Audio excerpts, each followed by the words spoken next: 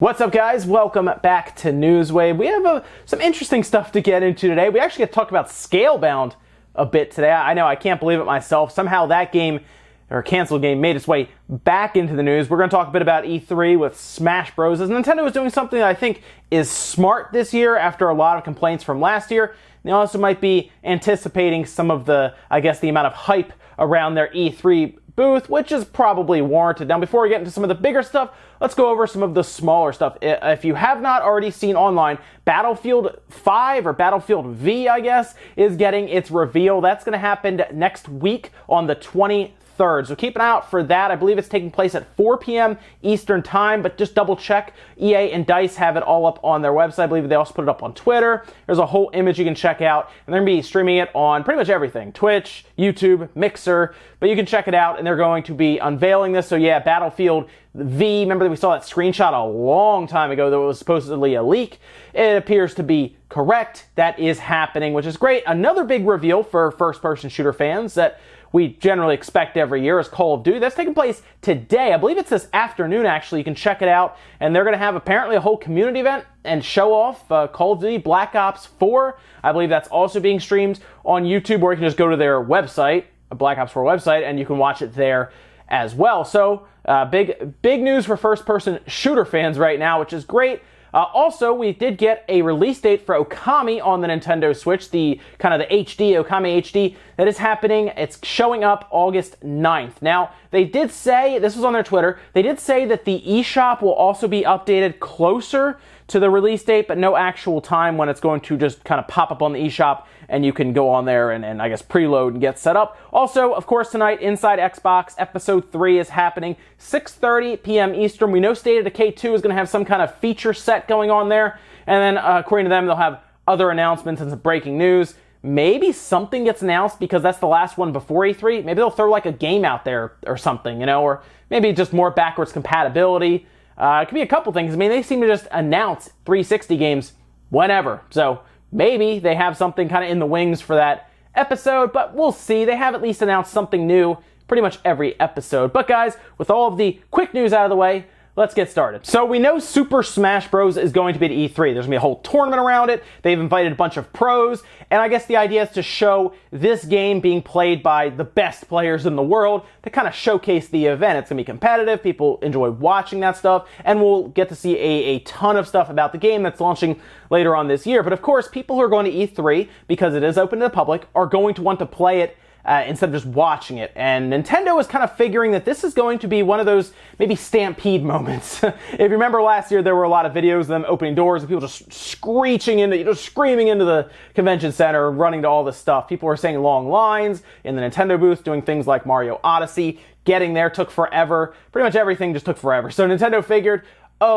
we'll do tickets. That's right. If you're going to E3 and you're registered by May 31st, the end of this month, which honestly you should be registered anyway because those tickets sell out quick, and if you're even going from Nintendo, they would have wanted you to, get registered before then. You'll actually receive an email June 5th.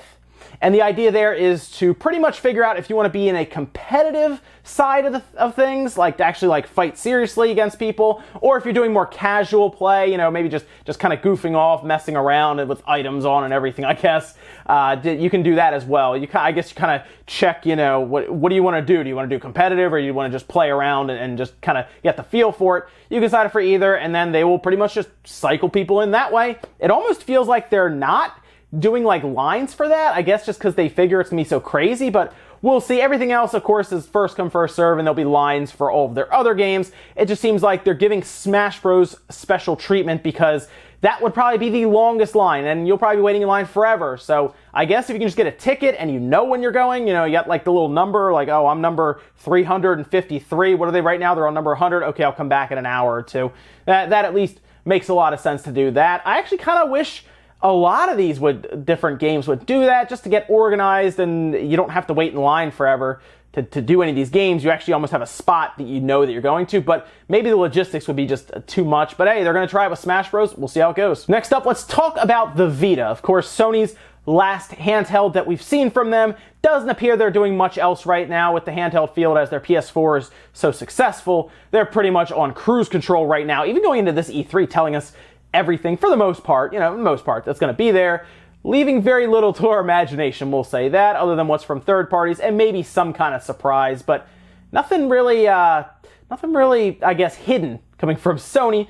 And now we find out that the Vita, at least the games right now, are being discontinued. It's already hard enough to find a system at all anyway, and now they are doing away with physical media. That's right, digital media will live on for now, but Sony has said, and this is all coming from Kotaku, they had an awesome write-up, Sony's American and European branches are ending all Vita game card production by the close of fiscal year 2018. That would be March 31st, 2019. So if you want to, I guess, have your orders entered and everything, February 15th, 2019 is the last time for any of the manufacturer and stuff to purchase orders and everything. And then if you are, say, submitting your game code and stuff for a cartridge, you have to have that in by the end of June. So it looks like that's going to be it for the Vita. I mean, sure, like I said, digital and stuff will live on. We already heard they're removing it from PlayStation Plus along with the PS3 next year. And at this point, no more physical game cards.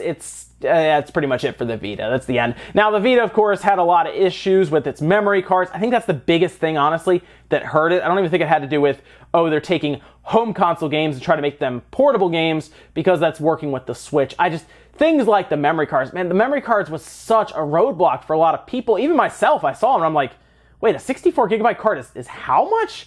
Like, seriously, we're talking like the same price that like 256 gigabyte cards are for the Switch right now is less than what the 64 gigabyte cards were way back in the day. It's crazy, seriously. So I guess it just, you know what, Sony took a shot. It didn't work out. The Vita definitely flopped, didn't do so well, and that's the end of, I guess, the last system in Sony's handheld line, unless they happen to surprise us out of nowhere in a couple years or something. Next up, let's talk about Shenmue 3 because it has been delayed. It's going to be delayed into 2019, and honestly, I'm not really surprised. I guess when I heard that the remasters were coming out, the Shenmue 1 and 2 collection, where they're going to bring everything up to speed with resolution and everything for, 4K monitors and everything. It's going to the PC, Xbox, PS4. When I saw that, I said, are they really going to bring that out?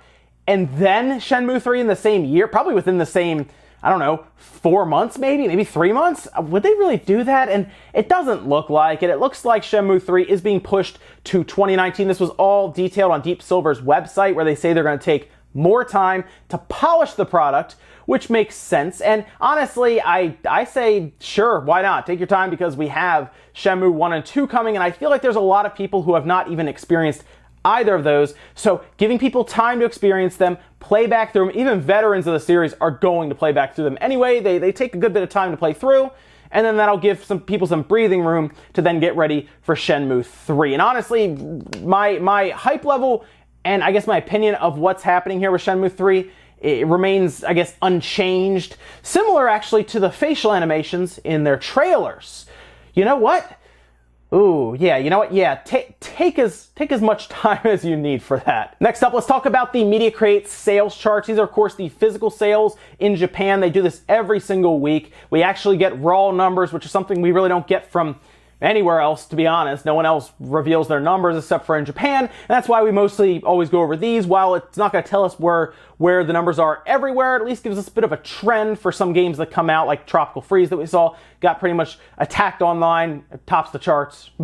Now, this wasn't a big week. It was kind of a down week from Golden Week, which was the week prior, but we're going to take a look at it anyway, starting with the top 10, with, of course, Tropical Freeze at the top. So Tropical Freeze has now topped the charts twice. 2 weeks in a row, it has done that, 25,886, putting it actually over 100,000 units in its first 2 weeks on the market. That is a pretty significant drop, over 70% drop, but still kept that top spot. Of course, Pro Baseball, the game that we keep talking about from Konami on the PS4, was number 2. It's actually almost over 180,000 units now. It's only off by about 500 or so units. Splatoon 2, which again will never ever leave the top 10, I don't think, ever, to be honest. 12,966. Down from there, Mario Kart 8 Deluxe, similar fashion there, probably will never leave the top 10. The Labo Toy-Con Variety Kit actually dropped down, but it's still in there. Over 150,000 units now. Kirby Star Allies there at number 6. God of War, number 7. Actually, God of War has been doing better than a lot of people thought in Japan, honestly. It has not completely fallen out of the top 10, and it's coming up on 100,000 units, so Oh, good for them. Seriously, that's good. Legend of Zelda actually jumped up to number 8. And then, hey, there's the Vita game. Nice.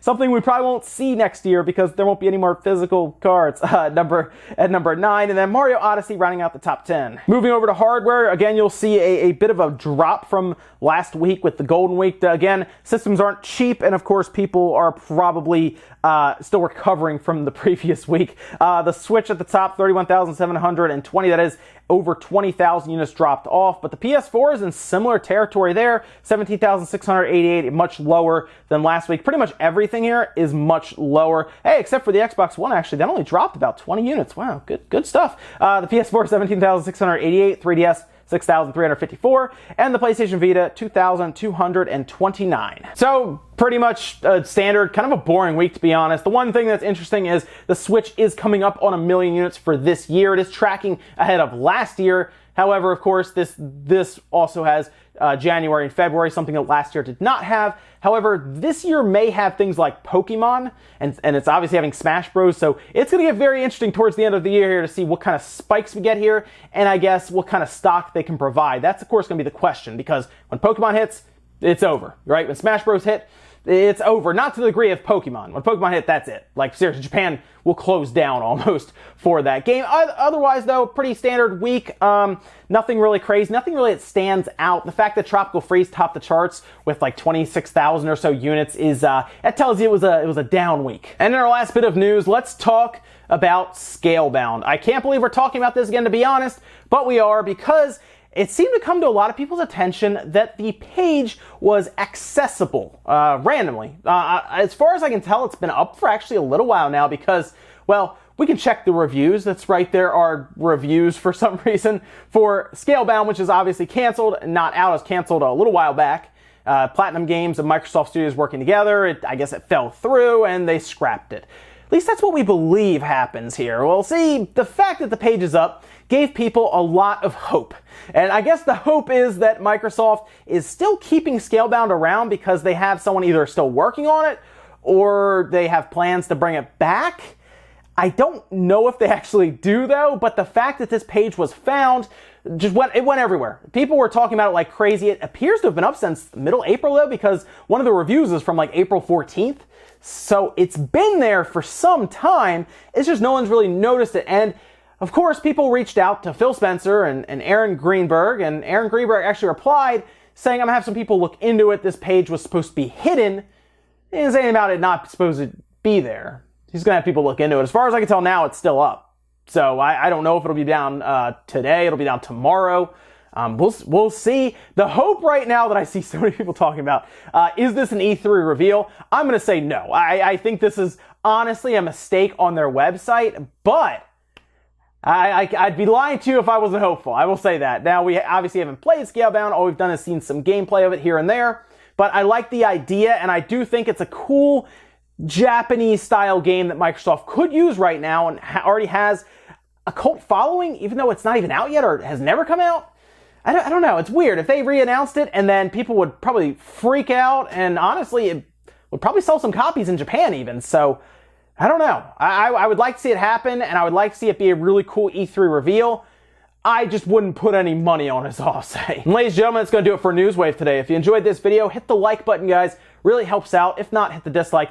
Leave a bunch of comments down below about everything we talked about today, whether it is Smash Bros. And the get your ticket system here, reserve a spot to play. Do you guys like that idea just in general for E3, especially if you were part of the public that went last year? Do you like the idea of being able to kind of reserve your spots for games ahead of time? And is this something you'd like to see, like bigger games, I guess? Maybe not every single game, right? Indie games, they probably don't need to do it, right? Even kind of like, I guess the B-tier games might not need this. Like, I don't think Yoshi is going to have a line out the door to play, but obviously Smash Bros. Will, right? If Pokemon is playable there, Pokemon will, right? These are things that people will go crazy and might even travel to E3 to do just all together. So let me know if you like that idea or you don't like it at all. You like first come, first serve because you're willing to camp out to get that spot. Also, what about Scalebound?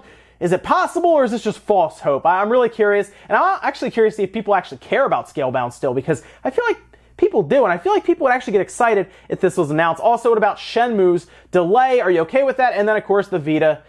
pretty much going away. The last nail in their coffin, if you will, with no more physical media after fiscal year, so March 31st, 2019. Thank you so much for watching, guys, and I'll see you next time.